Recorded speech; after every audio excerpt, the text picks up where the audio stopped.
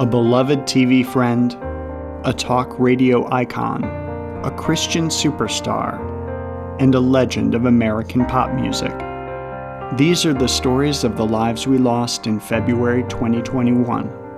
Danny Ray worked alongside James Brown for decades. He was the legendary soul singer's longtime valet, MC, and cape man. During his performances, Brown would be overcome with emotion and fall to his knees. Ray would drape a cape over Brown's shoulders and comfort him until he could return to the microphone and carry on with the show. Ray died February 2nd of natural causes at the age of 85. Dustin Diamond was better known as Samuel Screech Powers, the character he played on various incarnations of the hit sitcom Saved by the Bell for 12 years. He made Screech one of pop culture's most beloved nerds. Diamond later appeared on reality shows including Celebrity Big Brother. He died February 1st of lung cancer at the age of 44.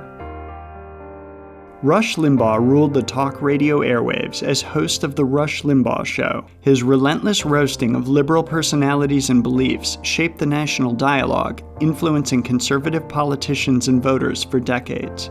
In 2020, he was awarded the National Medal of Freedom by President Donald Trump during the State of the Union address. Limbaugh died February 17th of lung cancer at the age of 70. Mary Wilson was a founding member of the Motown superstar group, The Supremes. Their 12 #1 hits included Baby Love, Stop in the Name of Love, and Where Did Our Love Go? With catchy harmonies and glamorous elegance that crossed the racial boundaries of the 1960s, they became what Billboard would call the #1 girl group of all time.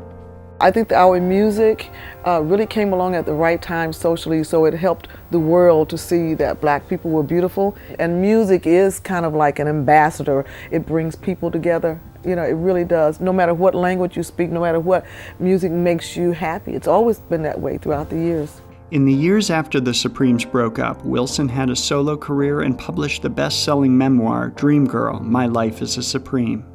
She died February 8th of cardiovascular disease at the age of 76. Sophie Xeon, better known simply as Sophie, was a Grammy-nominated electronic hyperpop musician. Her bright, dynamic singles included Lemonade and Bip. Sophie recorded and performed anonymously before coming out as a trans woman with the release of her 2018 single, It's Okay to Cry. She died January 30th after an accidental fall at the age of 34. Her death was reported in February.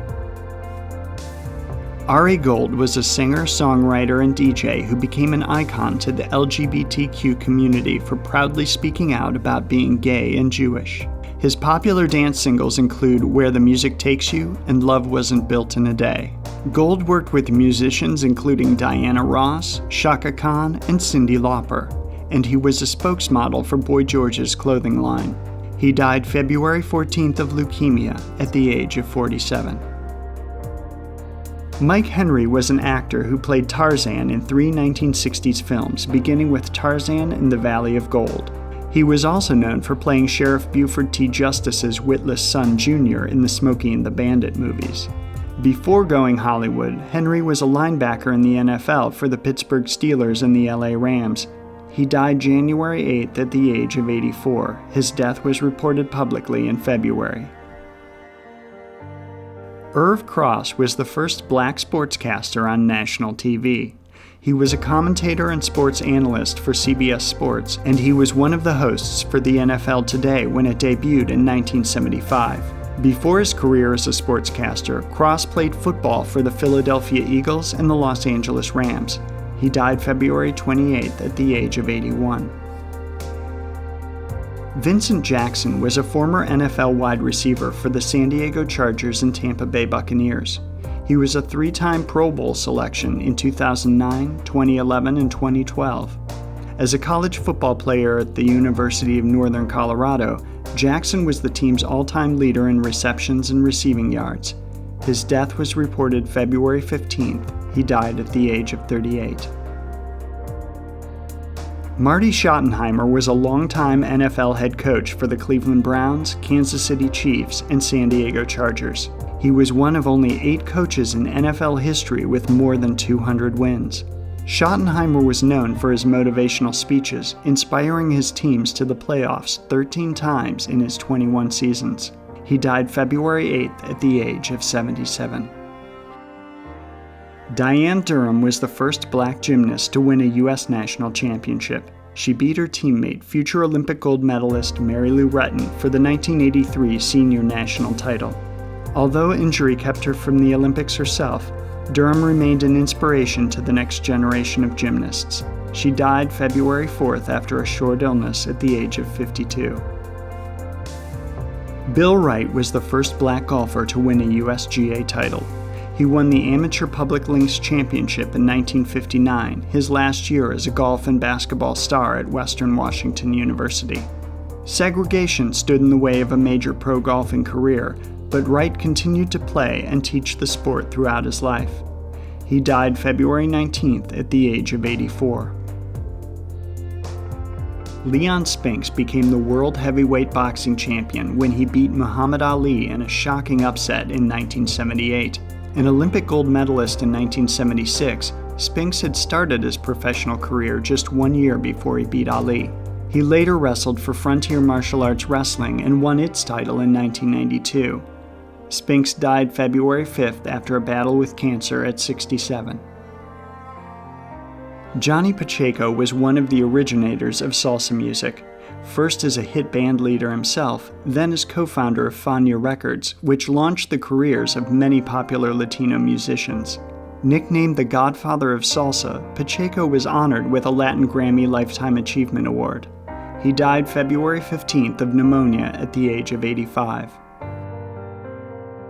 Grammy-winning keyboardist Chick Corea was a pioneer of a new music style called jazz fusion. After playing with jazz greats including Miles Davis and Stan Getz, Corea blended jazz with Latin, funk, and rock sounds to create something truly unique. His band, Return to Forever, released 7 albums in the 1970s and reunited to tour again in the 2000s. He died February 9th of cancer at the age of 79. Carmen Lichiardello is better known simply as Carmen by fans of his Christian contemporary music. He topped the Christian music charts in the 1980s with his songs The Champion and Radically Saved.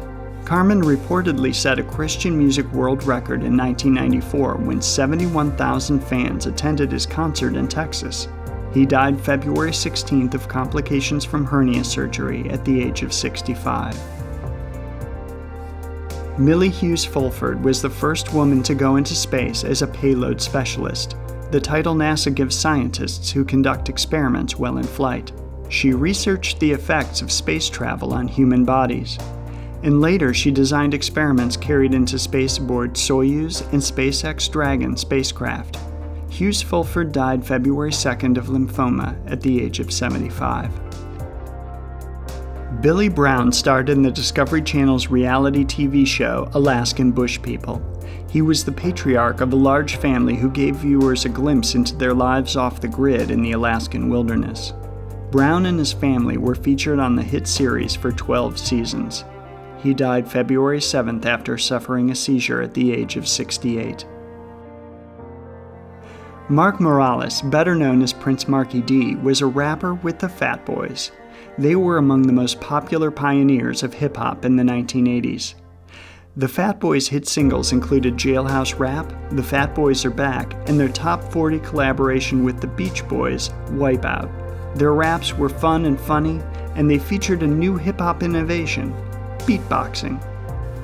It goes 1 for the treble, 2 for the bass. Come on, Doc, nice, let's rock the place.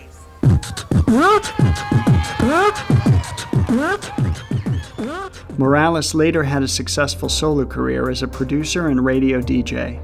He died February 18th at the age of 52.